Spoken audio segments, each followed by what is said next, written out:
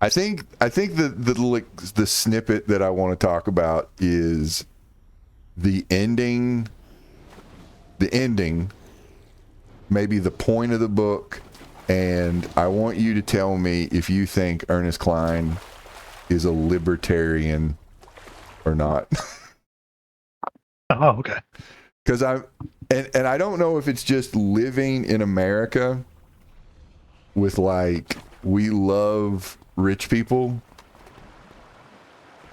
or if he actually is got like some libertarian tendencies.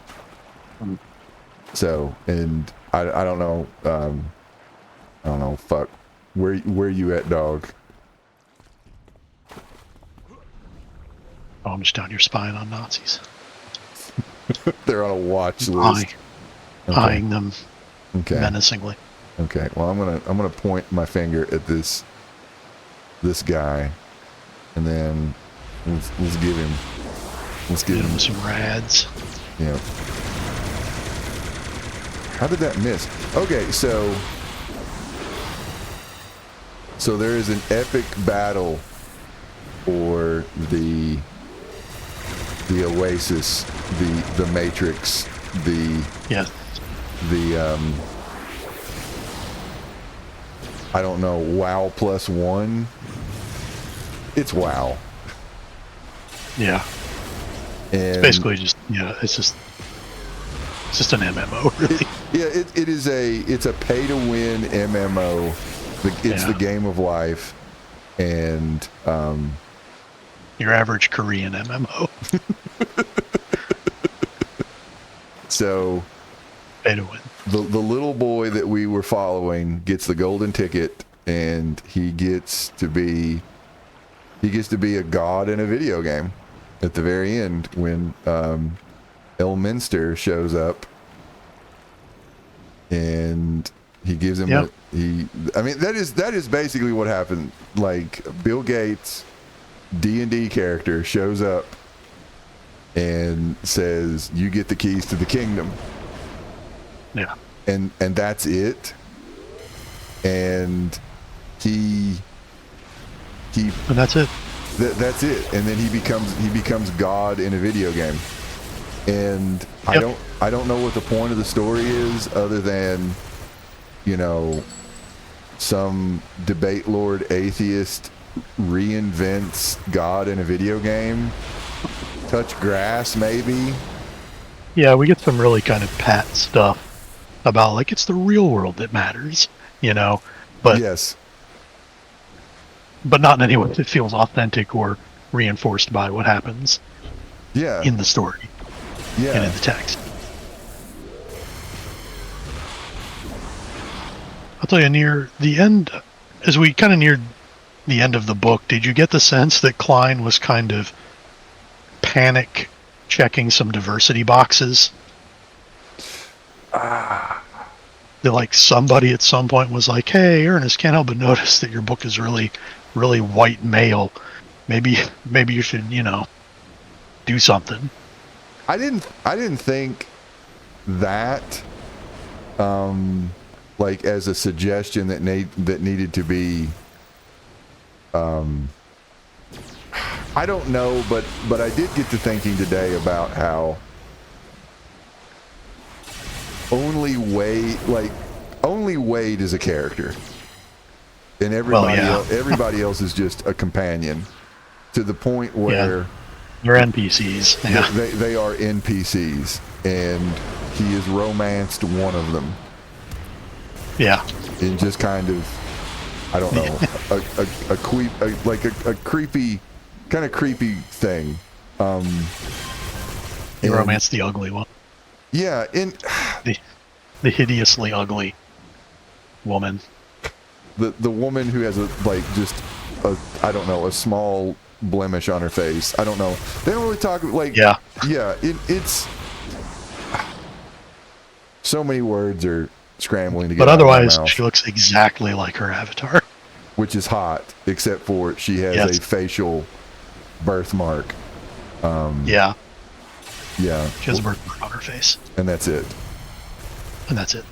Now, I mean, none of these people are written like real people, so I can criticize this, and I can look at it like, no matter how conventionally attractive, you know, whoever you're into is, they're still a human, and you know, they can hate the way they look, or they can hate some aspect about how they look. But so, you know, people people have issues, and we live in a society, and it's, you know, and it's rough out there on the ladies. Society, man. Yeah, and not to get too bullshit deep, but still. Yeah. Which would all be fine and good again if you had, you know, proper characterization and things that made the characters interesting. Otherwise, it really just feels like a way to turn her into like a damaged bird. the pixie dream girl. That he can love despite her imperfections, right? Because he sees the real her, you know? And it came off as pretty gross to me. And hi chat.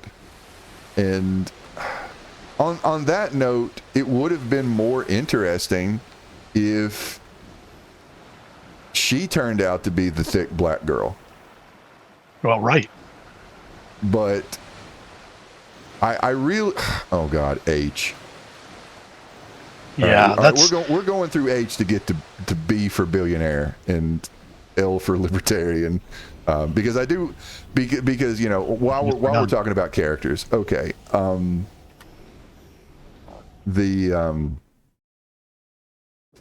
like obviously from the get-go, H was like black coded. Yeah. Because they talk like Jazz from the Transformers.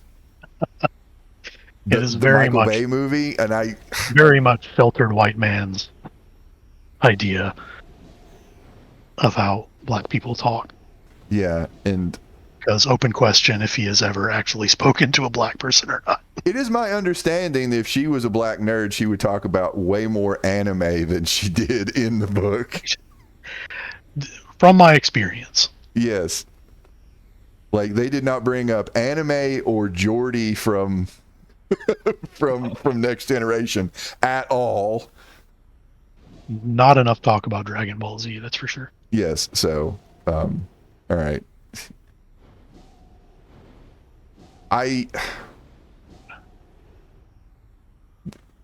So when they meet in real life, they're in dead silence, and every time there's a conversation that needs to be had, there's so much. And then we went here.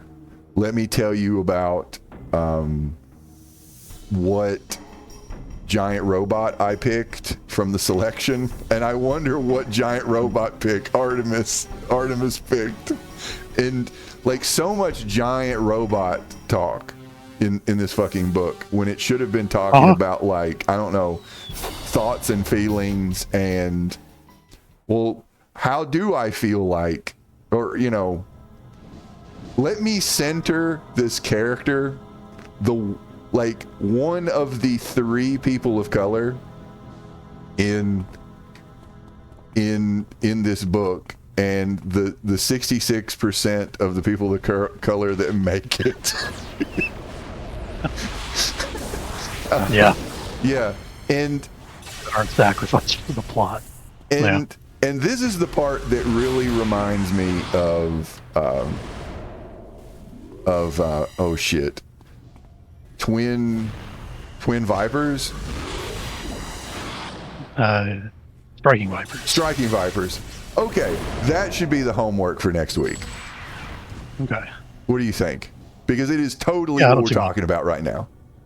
Yeah. Okay. All right. So for those of you who gives a shit, your homework for next week is to watch Black Mirror, Striking Vipers, if I'm even getting that right.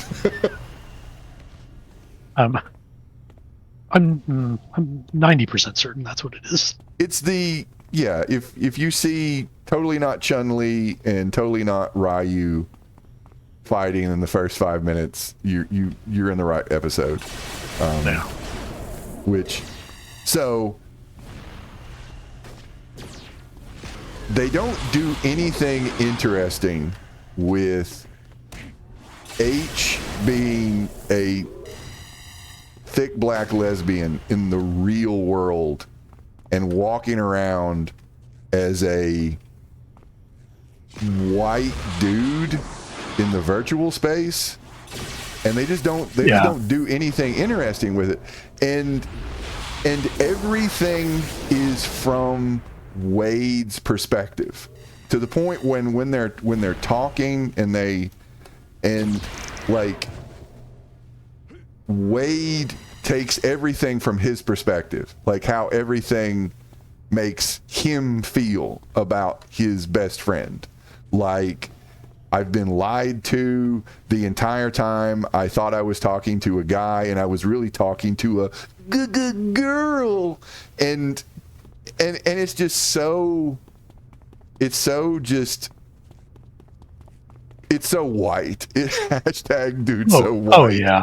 And so like just clueless. And yeah.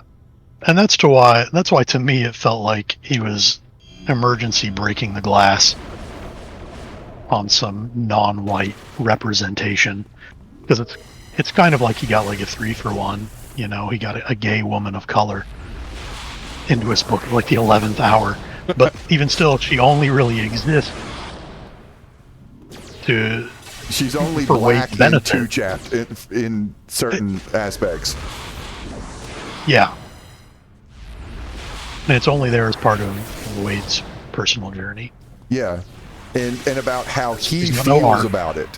Yeah, how he feels about it. But she's got no arc. It's like, you know, dude, this is about her.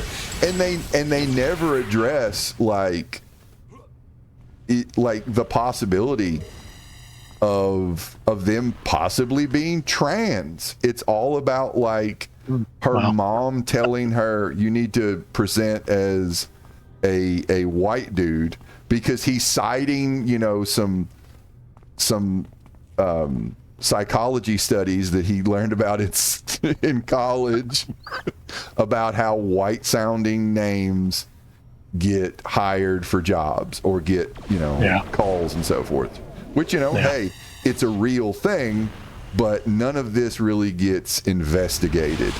Only how Wade feels about this, not about the experience of this character, who may or may not identify as, I don't know, non-binary or a trans man or whatever. I mean, spoiler for book 2, by the way. Do what? Spoiler for book 2, by the way. Does it not get addressed at all? H becomes trans. H is transgender in book 2. Okay. All right. So he actually gets he scores a full house. Okay. So that one character. Okay. So H is holding up the diversity section of Ready Player One. Oh yeah. Okay. All by herself. Okay. Or his is it his? It would be yeah. They can do a lot of work if you're not. Yeah. They can do a lot of work. That's why the right hates they them pronouns. Triggered. Oh God. So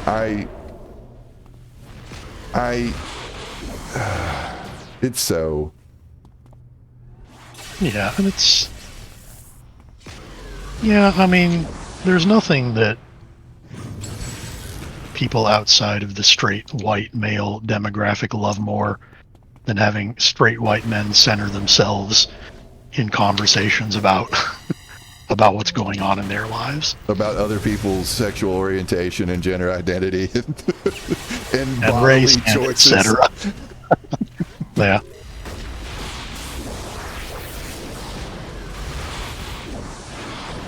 Nothing more fun than having to take time out to explore the white boy's feelings.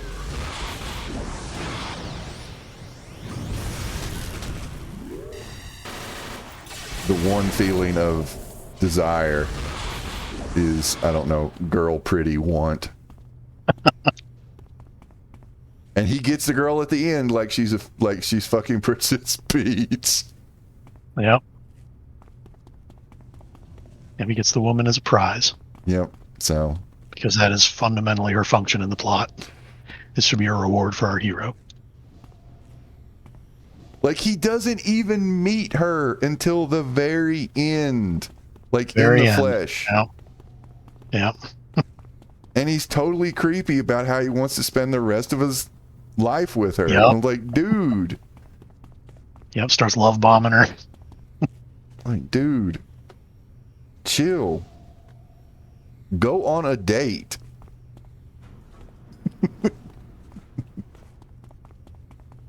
Some of this, this comes back in book 2 and in maybe the worst way possible. Okay. Well, I want to get through book 1 first. Oh, so for sure. I want to circle back because I do want to because bringing it up, I want to come back around. Like, what was before I forget, you mentioned something about like atheism showed up and it irritated you, like Reddit atheism. Yeah, it's very early in the book when there's a little author tract there about how basically God doesn't exist and people who believe that he does are dumb because they believe in a magic man who lives in the sky, kind of thing. You know, it's pretty much textbook Reddit atheism. Okay, yeah. All right. And I wanted to bring that up because, like, Wade basically becomes Superman / Elminster / gets the Thanos or the Infinity Gauntlet and becomes the God King of the Oasis, and which it's like, wow, you in current year argument or whenever this came out that we just have the God King of the Oasis, like, yeah, which accountable to no one, somebody who owns, and we have a good one, so don't worry. Yes. And it's just between like the Rush stuff, which is my understanding that one of them was like is a libertarian or some libertarianness came. Neilford was for a while. Okay, because it's a phase. From what I understand, yeah, he grew out of it. Okay. As you often do. Yes. Where he ended up, I don't know for sure. Okay. But he's dead now. Oh, he's passed? Yeah, he died a few years ago. I don't know shit about Rush. I am not a Rush fan. I never cared for Rush. Okay. Yeah. I don't hate him. You know, it's not like I hear him on the radio and go, ugh.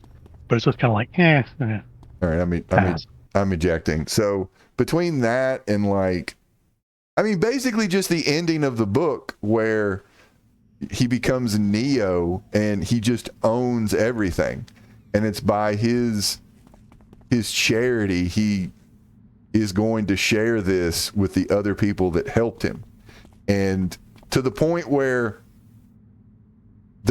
he's getting ready to go through the last gate, and he's like, hey, you all have helped me. Or no, he's basically like, before I go in there, if I get the egg and win the game, I'm gonna share it with you all.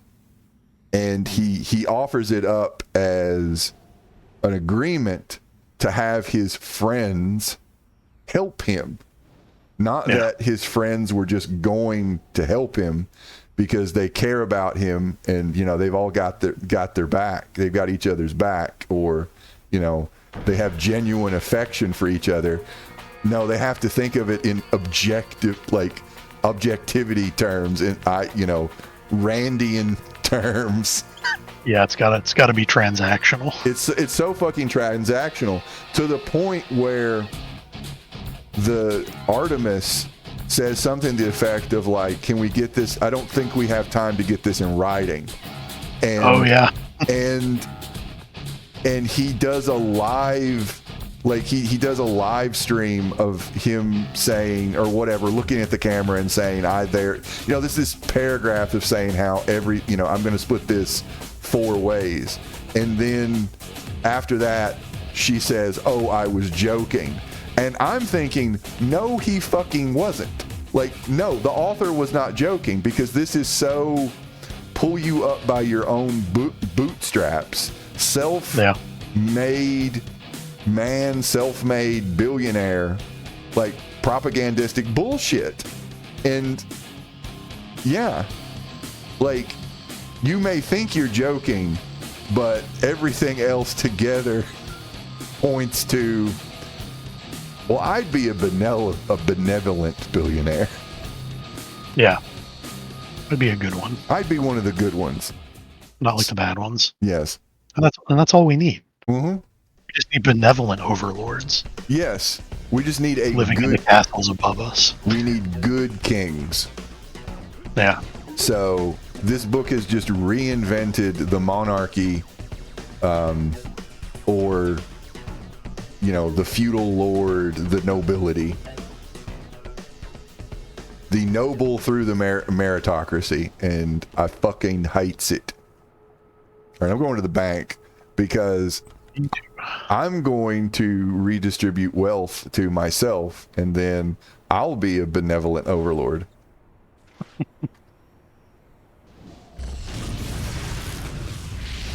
Well, I'm a phantom cosmonaut, so redistribution of wealth sounds all right to me. So it's...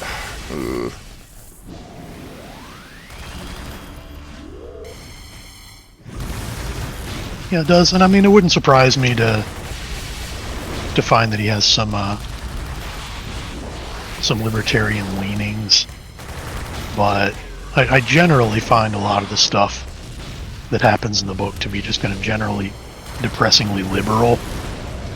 Yeah.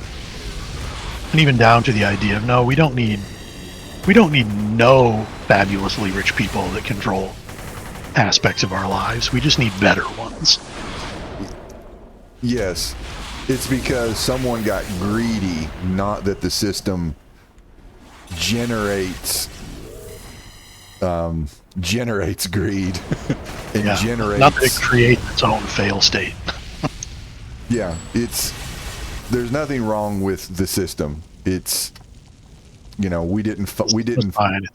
It's bad actors in the system. Yes. Just like anything else, like the police. Yes. Right. Just bad apples. The system itself does not need to change. It just needs to be tweaked.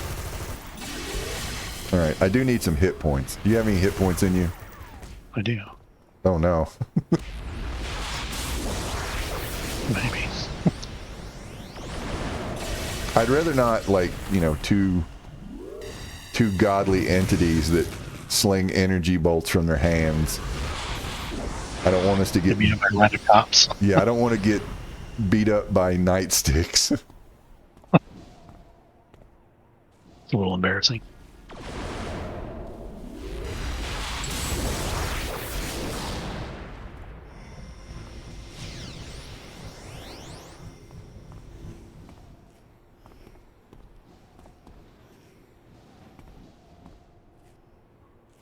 I was so pleased that I finished that fucking book, though.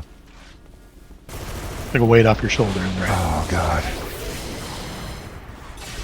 It's like I really just want to read about disaster capitalism. I want to read about the things that brought about the hellscape of Ready Player One. That we're currently living in. Yeah, so. To the point where, well, I don't know. So there were so many things that were just kind of casually dropped in the book as kind of sort of half-assed world-building elements that I'm just like, oh, I would rather hear more about this. Like when he talks about how there are like gangs of wasteland bandits And that debtor's live prison. between He the like cities. he goes through debtor's prison. Yeah, he goes to fucking debtor's prison. Yep. And I'm like, there's an entire book in there somewhere Tell me about that. with some of those concepts. But then he just uses his supercomputer hacking powers. He just hacks the banking droid or whatever. He slices the hut banking droids. Oh god.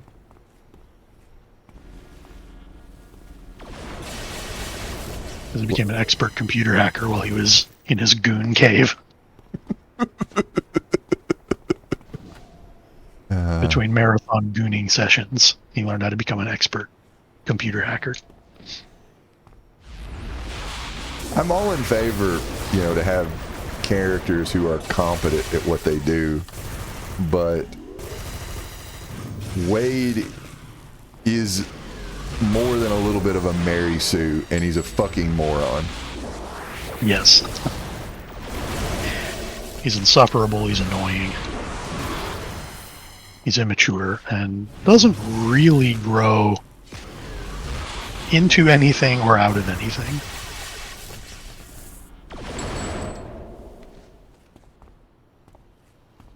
I don't want to keep talking about the second book, but ooh. We'll get there. We'll get there. In terms of him as a character, big oof. But like something that really bothers me is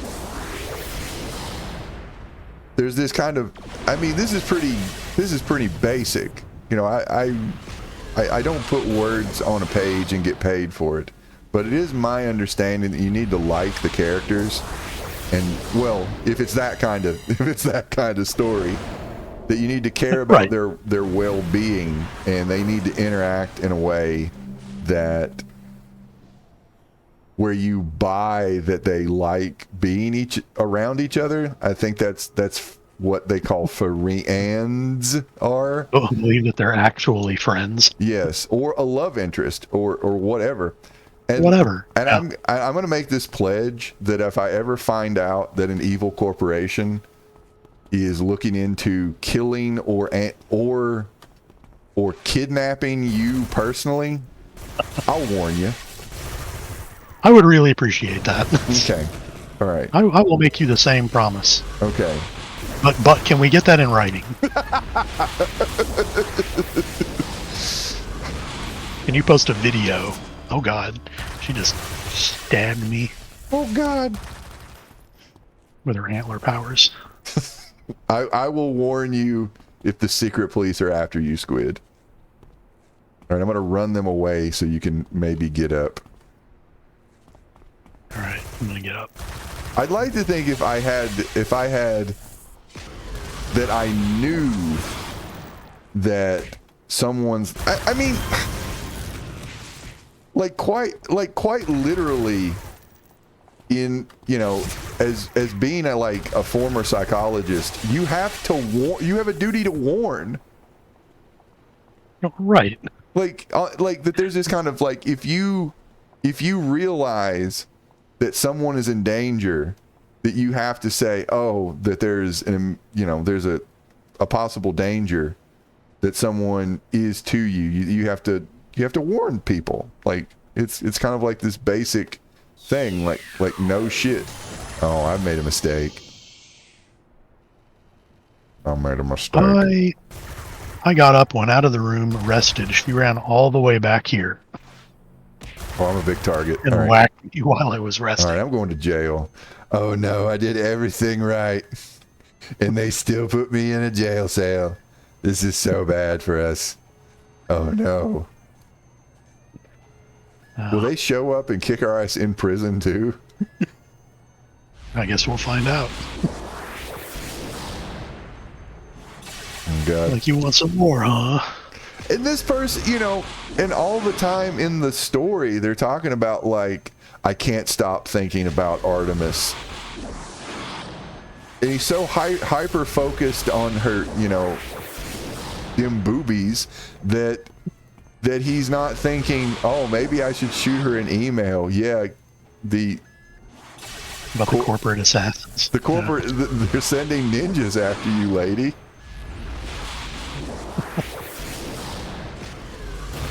They're rigging things with bombs. Yeah, they're putting bombs on pizzas and shit, man. I mean, it's coming. Yeah, nah.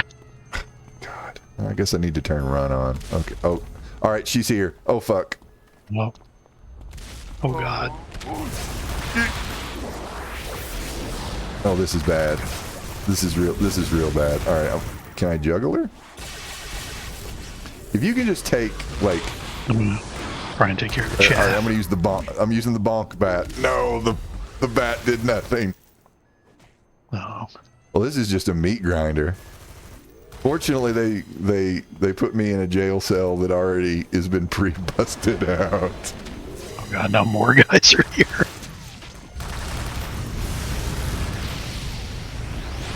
Oh, come on. All right, where's this? I want to live.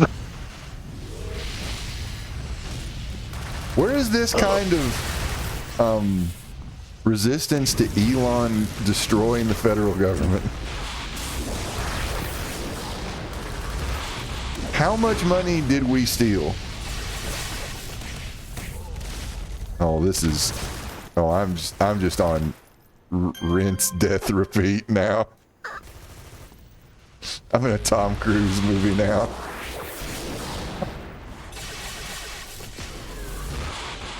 Well, you know, we can do this all day. We're not trapped in here with them, they're trapped in here with us. Oh, God.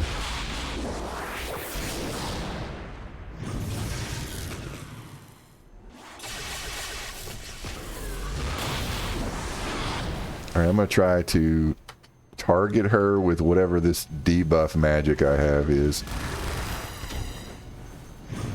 There's some radiation sickness. God damn, I need some accuracy or some shit. All right, she's down. She's down? God help me.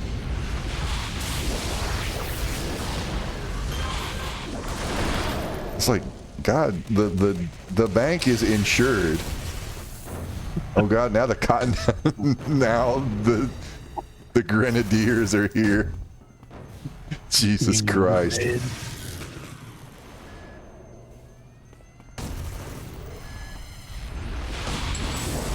They're here to send us to debtor's prison.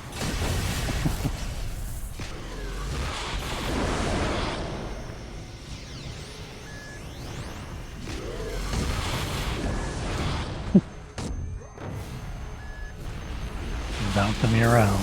There we go. Two can bounce. Christ wept.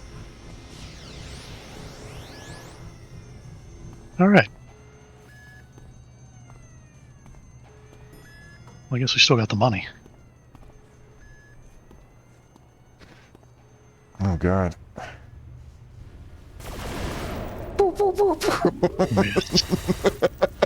You tried.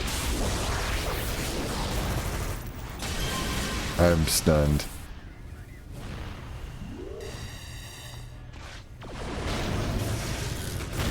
I'm Sergeant.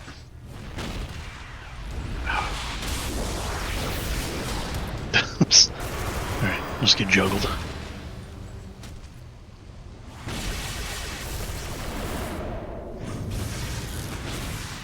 I apparently need some accuracy or something in this shit. There we go.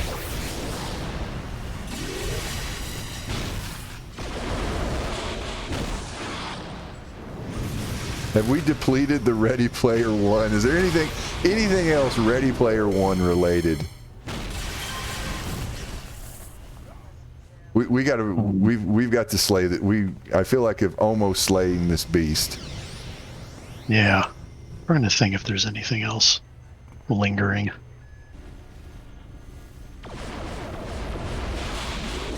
I'm sure it's going to come up. Like I still have to go over my 3 pages of notes that I Like I said, demands response. It is a book that this demands a response.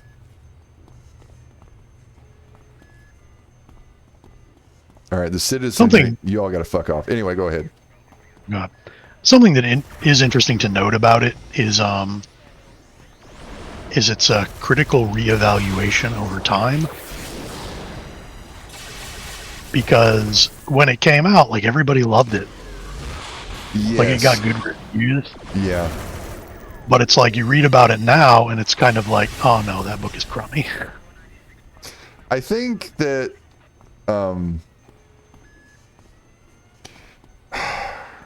I feel like that it rode the